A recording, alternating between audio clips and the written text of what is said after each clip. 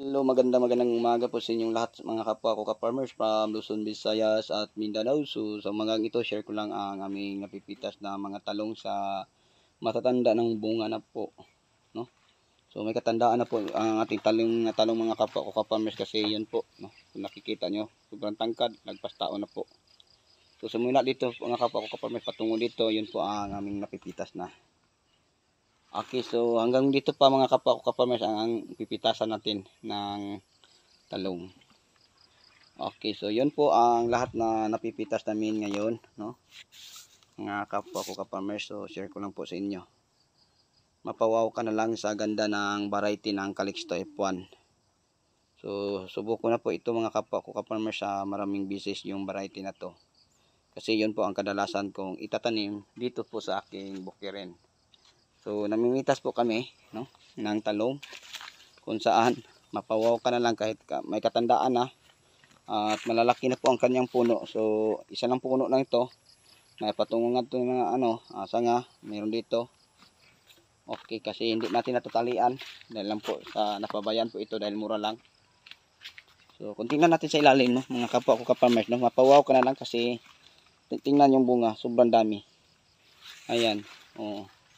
So yung mga ganyang sanga na bumagsak. Oh, may mga bunga din tayong makikita sa ilalim. So, kaya ito bumigay dahil po hindi po natin natatalian. O, tingnan nyo mga ka-farmers. Oh, wow. Super dami pong bunga. Yan po ang Calixto F1 Tatak Swiss na palagi ko pong ibinahagi sa inyo.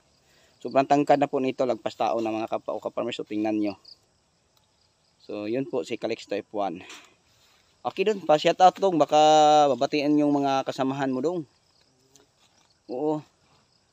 Okay, support nyo, no. Meron pong YouTube channel yung kasama natin at saka FB Reels, si Lito, Mapula. Paki-support po sa kanyang live po at saka sa yang mga tip mga kapwa ko ka-farmers. So yun na po ang hihingiin ko sa inyo na favor at saka sa aking YouTube channel. So tingnan nyo, sobrang saya. Papaksi kita mo dong ang harvest mo dong, oh. Yun po, oh, tingnan nyo. Okay. Anong variety dong?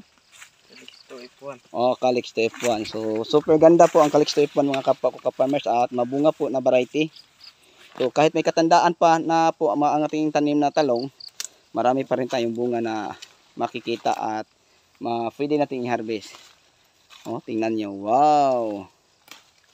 Okay, so ganyan din si Calixto F1 mga kapwa ko ka-farmers. Sobrang tangkad po niya. Ito ang aming napipita. So, wow!